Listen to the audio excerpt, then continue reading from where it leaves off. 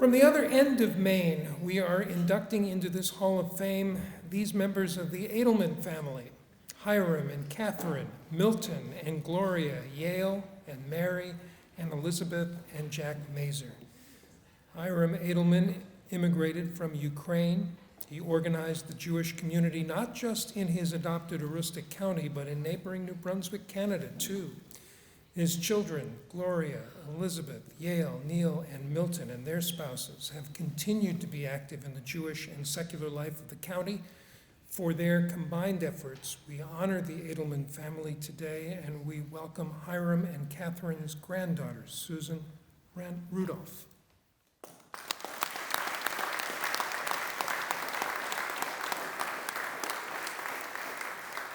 So on behalf of my family, I want to thank the lay leadership and the staff of the Jewish Museum for organizing this amazing recognition ceremony today, and for organizing great weather too. Very grateful.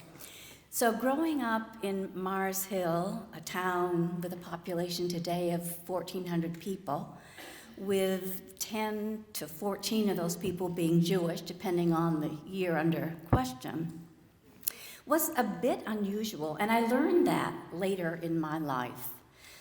Telling stories about growing up in a rural community where my brother and I played baseball in the pasture behind the house using a cow as first base. Strong roots were grounded in that very insignificant farming town in northern Maine. But wherever we reside, we carry the responsibility, the lessons that we were taught to quietly do our mitzvot. And so on behalf of my family who are here, those who couldn't attend today, those that we keep in our hearts and our memories, we thank the Jewish Museum. We are so grateful, we are honored, and we are humbled. Thank you.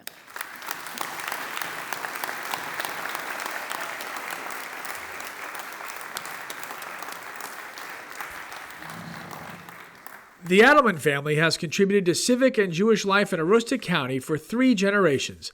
Hiram, an immigrant from the Ukraine, opened a dry goods store in Mars Hill in 1903. In 1908, he married Catherine Goldsmith from Old Town. They had 5 children: Gertrude, Elizabeth, Yale, Neil, and Milton. Their store and farm flourished and became a family enterprise, with Yale returning home from the University of Alabama to run the farms, Elizabeth and her husband Jack coming back from New York to manage the store, and Milton returning home after the Navy and college to assist with the farm. During the 1930s, Hiram helped initiate a committee in order to establish an organized Jewish community in Aroostook County and neighboring New Brunswick, Canada. In 1948, Hiram and Katie donated a Torah and presented it to the B'nai B'rith that met over at the H.B. Green store in Presque Isle. When Hiram passed away in 1951, his legacy garnered the support of the northern Maine Jewish community, particularly in helping to establish a synagogue. In October 1953, the newly built Aroostook Hebrew Community Center in Presque Isle was dedicated. Upon his death, his children and their spouses continued his legacies. Yale, Jack, and Milton were active in Rotary, the Masons, and B'nai B'rith. Yale was a leader of the local Mental Health Association, the founder of the Aroostook Health Center, a vice president of the Camp Loan Association, and a University of Maine Presque Isle trustee. Milton was a board member and then chair of the Aroostook Medical Center in Presque Isle. Mary and Elizabeth served as officers of the Aroostook Hebrew Community Center. Gloria, an active and supportive member of the synagogue, served as the first director of nurses at Fort Fairfield Hospital and then the administrator of the Aroostook Health Center nursing home. Mary, Elizabeth, and Gloria all served on various committees of the school board and also focused on local organizations that assisted those in need. In Mars Hill today is the Hiram Adelman Memorial Fire Station.